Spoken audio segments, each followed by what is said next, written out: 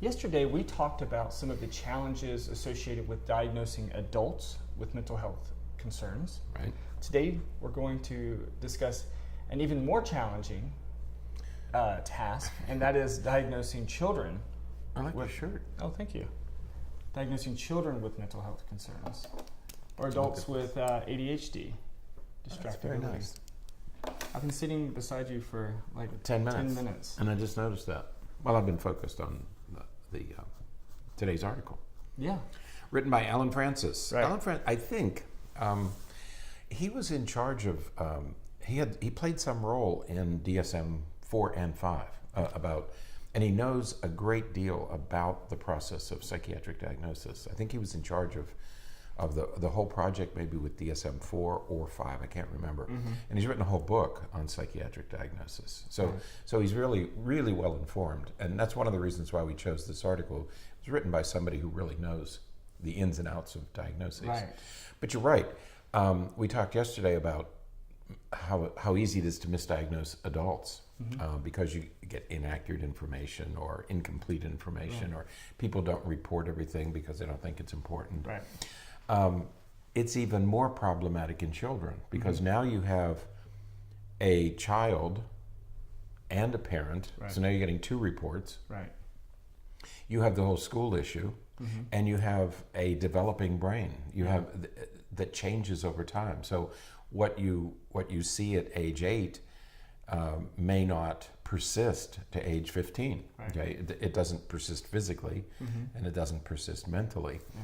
So that by the time a child is 14 or 15, she could be completely different, temperament, personality, and so we have that developmental aspect with children that we don't have with adults. I mean, what you are at 25, you are the same things essentially at 35. Yeah.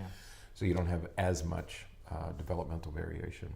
And then you have the developmental variation from one child to another. A 5-year-old, some 5-year-olds can read and some 5-year-olds don't know the alphabet. Yeah. It's all normal variation. Right. Okay?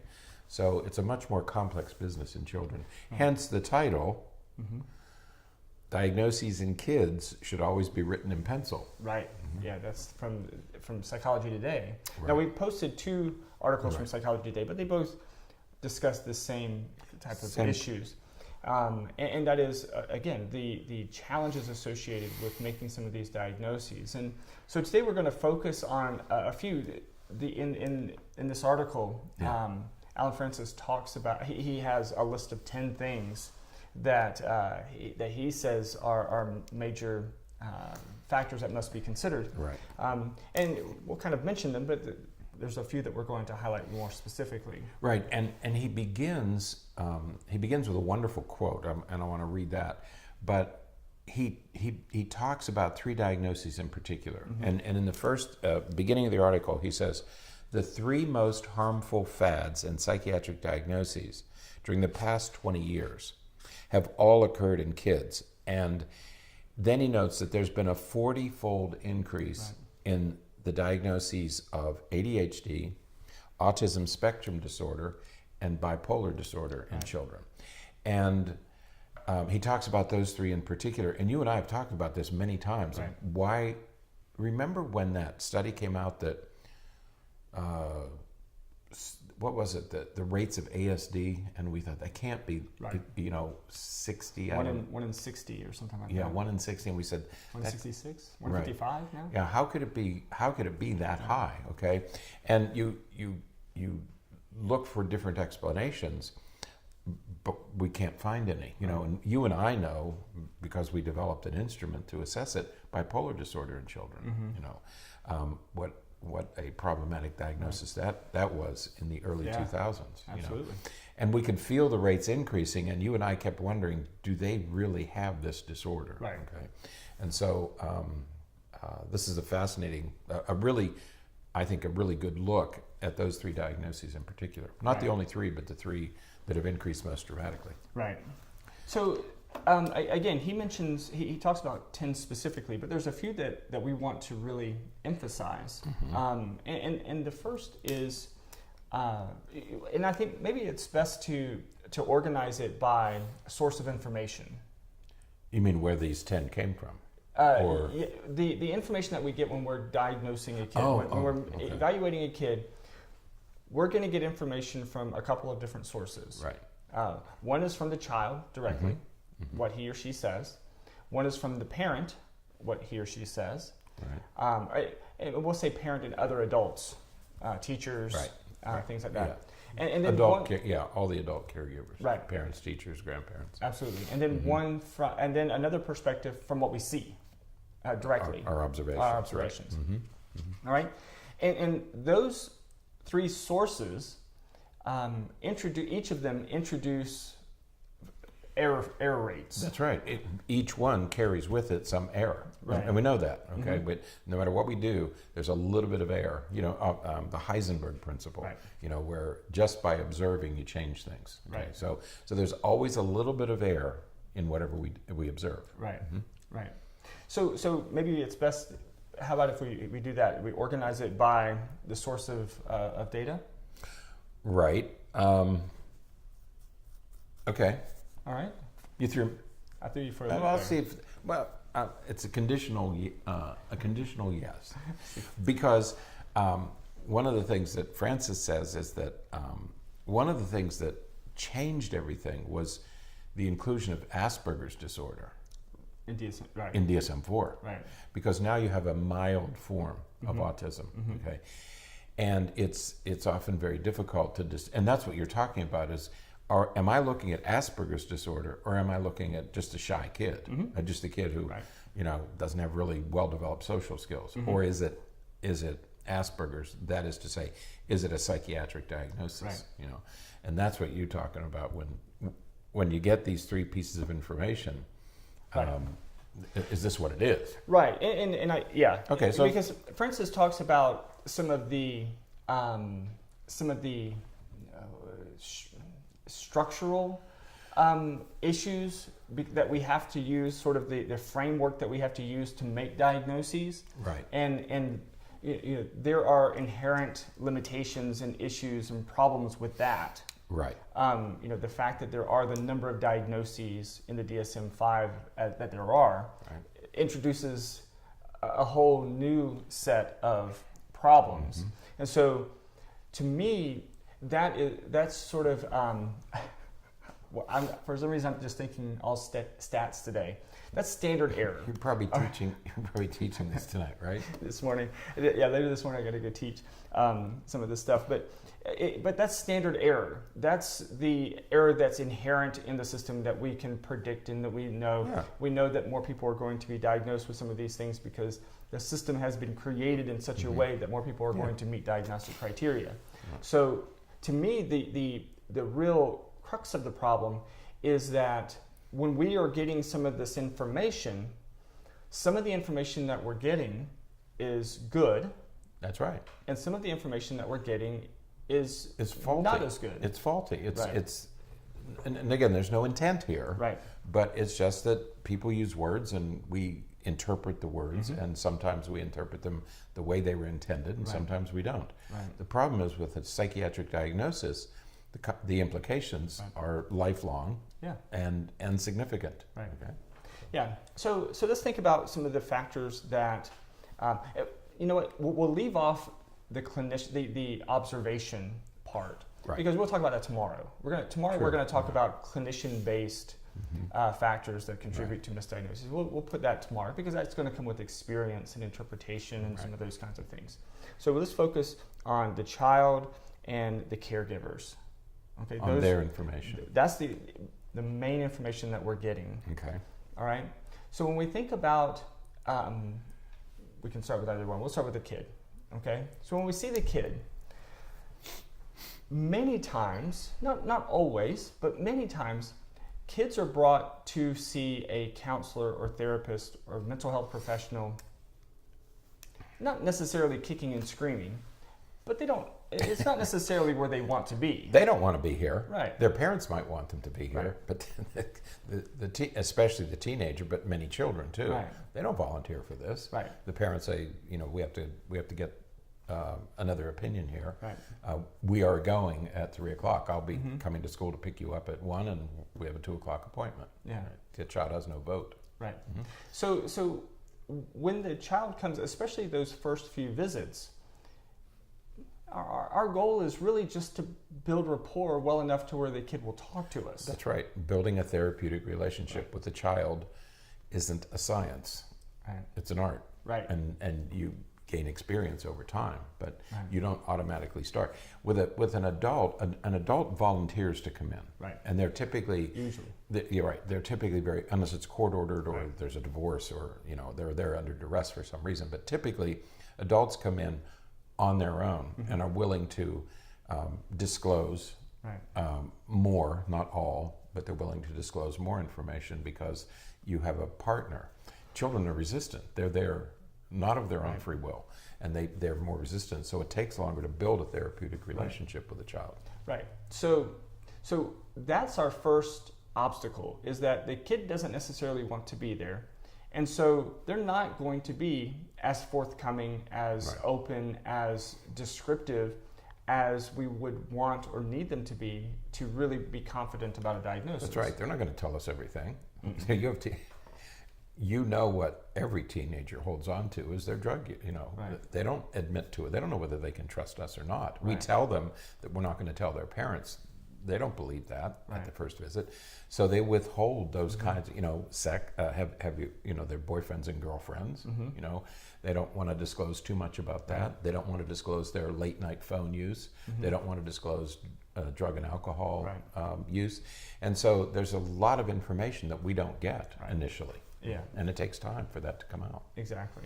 So that's sort of the first obstacle. The second obstacle has to do with, and I've mentioned this, we've mentioned this many times before. It is a matter of vocabulary. Right. Children and teenagers experience all the same emotions and experiences and feelings and all of that everybody else does, that adults do. Right. The problem is that they don't necessarily have the vocabulary and the experience to articulate and to differentiate some of these different feelings. I'm laughing because when kids come in and we ask them how they felt about something, typically, and I can't use the word, I don't want to use the words here that they use, but they use words for anger, certain words for anger.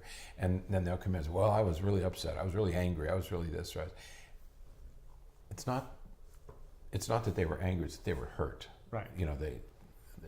Whatever happened hurt their feelings. But they don't think of it as I was hurt. They think of it as I was angry. Right. Okay.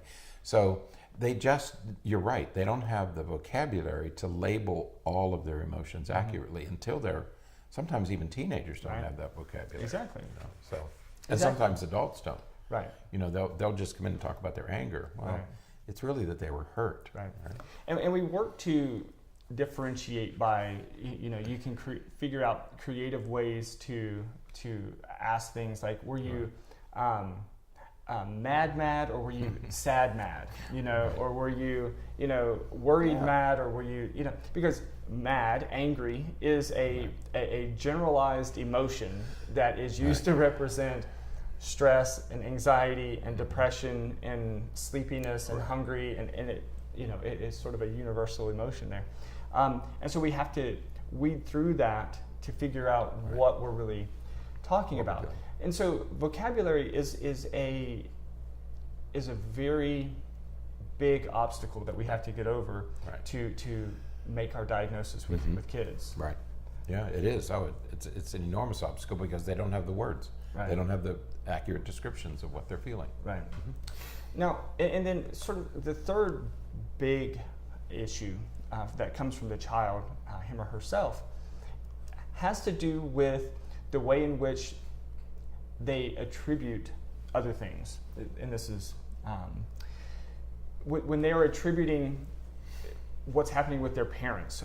They will, well, she's just doing this and she's just doing that. And the way that, we've talked about attribution theory and things like that before, but for kids especially, they so firmly believe that it's true that they present it as though it is absolute fact. My mom doesn't want me to have any fun. Now it sounds very, woe is me, But when a kid says that, they like truly believe that. Yeah. Oh yeah. My parents hate me. Right. You know, they'll say that. And They truly believe it. They truly. Now they don't mean hate. We don't know what they mean by hate. Right. Okay. But they truly believe that their parents are out to get them. Mm-hmm. Mm-hmm. Yeah. Right. And so it makes it very difficult because everything that they then talk about related to that is tinted with that perception. Right. And so they talk about things in a negative way. Sometimes that's more exaggerated than it otherwise would or should be, right, because of this attribution that they hold so firmly. Right. Yeah, but that's the way that they think, right, and they don't use language precisely. We can't expect them to use language precisely. Right. Yeah. So it does go back to that language, that vocabulary issue. Right. But yeah. Did you have another one for kids? What do you? No. I want to. All right. I'm excited about these 10 things that Alan Francis. I know you are. I'm chomping at the bit. I know you are. You would do that? Yeah, I can tell. I'm attributing this anxiety to you. Some days are easier than others here in the office. Yeah, some days. So do you want to get to the 10 now? I don't know. Go ahead, sir. I like what you're doing here. Go number 1. No, I'm not ready to do number 1. You're not? No, you know what I want to say? What? One of the recurring themes here is that when we use psychiatric diagnoses to make educational decisions, okay, right? That's a recurring problem here. But this work, these 10 that we're alluding to, come from a wonderful project, I believe, in Argentina. Is it Argentina? There are 2 professionals there. Argentina. Vasson and I don't know how it's Untoilich, I think. Untoilich. I don't know how to pronounce that person's last name, but they have. I wasn't even going to try. They're so concerned about misdiagnosis in children. They've started an organization called Forum Infancias, Children's Forum, to discuss this issue, to study this issue of misdiagnosing children. So I didn't know this organization even existed, but it's a problem there as well. I think it's a problem worldwide, right, not just a problem in the United States. So I'm going to have to look that up and see the work that they're doing. Right. But the 10 things that Alan Francis talks about, many of them come from that Argentinian group, right, who have studied this issue in detail. Right. Anyway, that's where they come from, which I need to look that up, and I'm embarrassed to say I didn't know about that. So. Right. So, and some of these are those factors that come from the caregivers of the child. Like, for example, number 1, the first one has to do with the responsibilities and the expectations that we have on kids. Yeah. That the expectations, both of what they need to be doing and what we expect from them behaviorally, have significantly changed. How many times have you said it's inappropriate to have a kindergarten student do a book report? I mean, 1,000. Yeah, you've said it many times just this week, but it's something we talk about. You talk about it all the time, and it's true. You know, that's what he's talking about in this first one, is that we have redefined education in our country. In the past 20 years, we've redefined the entire educational experience. That has nothing to do with the child. Right. Okay. But and he uses the phrase, just because a child doesn't fit into those roles that are, he says, recent, constraining, and narrowly defined. You're expected to go to school now, and a kindergarten, a 5-year-old is expected to be able to read. That's an unrealistic, that's a new expectation. We didn't do that even 10 years ago, 15 years ago. So these are narrowly defined and very recent. And just because children can't do these things, we shouldn't put the onus on the child. It's an unrealistic expectation. Right. Okay. All right. Second? The second one is one you mentioned already, and that is that that there's a drastic difference, drastic spectrum of normal development. Right. And we just have to remember that, while some kindergartners can read and write, other kindergartners will struggle to know their alphabet, and that's still within the normal range of development. Right. Children are expected to walk between 10 and 14 months. There's nothing wrong with walking at 13 months, and there's no advantage in walking at 10 months. Right. That's called normal variation. Right. Okay. And we often forget about that when we're dealing with kids and we're evaluating them on that highest standard. Right. Now, number 3, and we probably should pick up the pace because we're already over 20 minutes into this podcast. Number 3. Is it really? 20 minutes? Yeah. That's because we were talking about your shirt. You were talking about my shirt. All right. I mean, I don't blame you. Number a 3 shirt. is that many times issues in systems, systematic That's issues, right. like issues in the education system, instead of looking at them as educational issues, we're blaming them on the kids. Absolutely. We're saying, well, if you were doing what you should be doing, you would be able to accomplish this, or you would be able to meet these expectations. And so the expectations is such that kids can't meet them, right. Or many kids can't meet them. And then instead of saying it's a problem with the system, we're blaming it on the kids. Right. That's right. We attribute it to the child rather than any other factors. Right. And 4th is one of our favorites. Yeah. We expect kids to be perfect. We do. We expect kids. There's no adult in the world who expects you to go to work 180 days in a row and get it right all the time. Mm-hmm.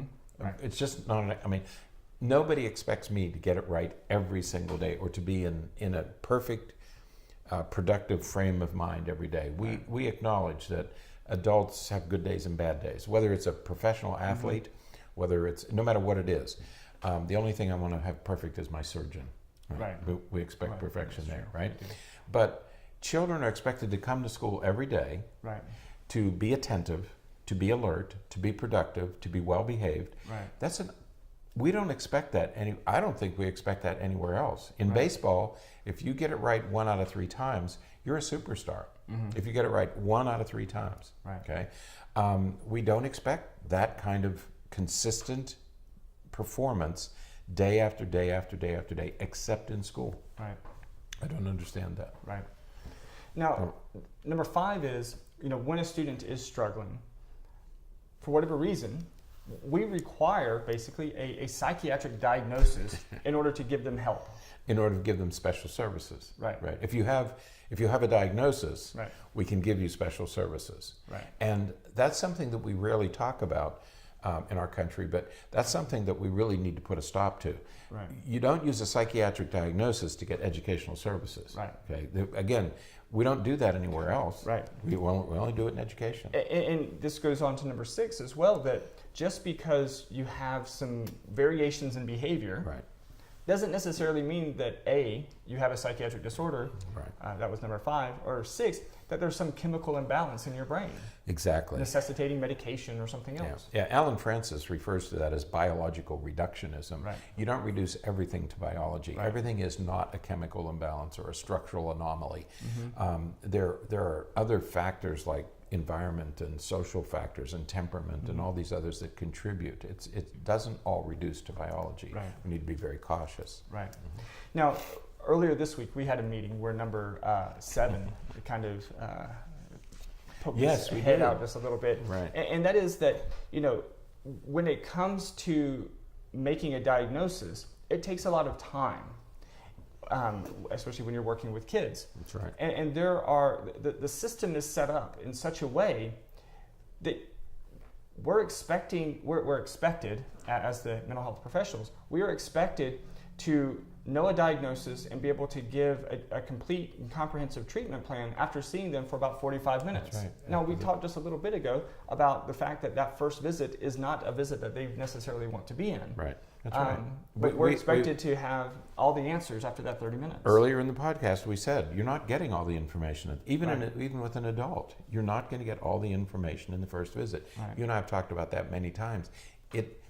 Assuming that you can establish a trusting therapeutic relationship, it's still going to take several visits. Right. With children, it may take months to Right. get to get the accurate diagnosis. Right. But insurance companies expect us to be there after the first visit. Right, and it's because that what people don't tend to understand, number 8, is that while it's super easy to give a diagnosis, it's really difficult to take one away. Yeah, there's no eraser. Right. And especially now with computerized records, that diagnosis stays with you forever. Right. I had a parent one time who intentionally changed her child's birthday by one day so that in the future the diagnosis couldn't be attributed to him in medical records, because she intentionally did. She's an attorney, and she intentionally gave the wrong date of birth.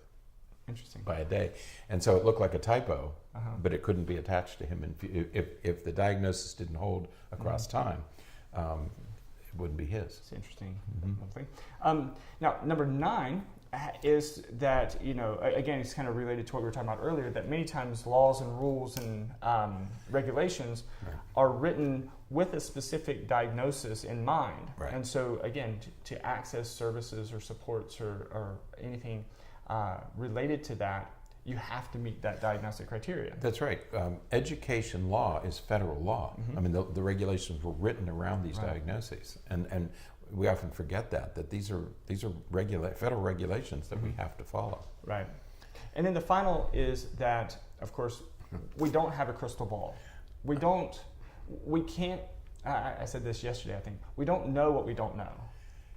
It's impossible for us to know what we need to, what specific things we need to ask. We work really hard to develop a clinical interview and a diagnostic approach, but everybody's different, and so it's really impossible for us to know, well, with this person I need to do this way, or with this person I need to ask this question.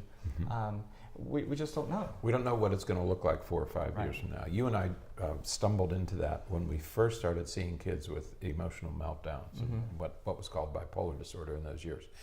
And these children would come in at 12 or 13, destroying houses, attacking their parents, running away from home. And you just assume that, wow, this is really a serious mental illness. What's going to happen in the future? And in almost every case, as those children progressed through adolescence, they finally pulled it all together in late adolescence, and these were no longer problems. And they went to college or they went into the military, and they're now living productive lives. And you couldn't have predicted that when they were 13.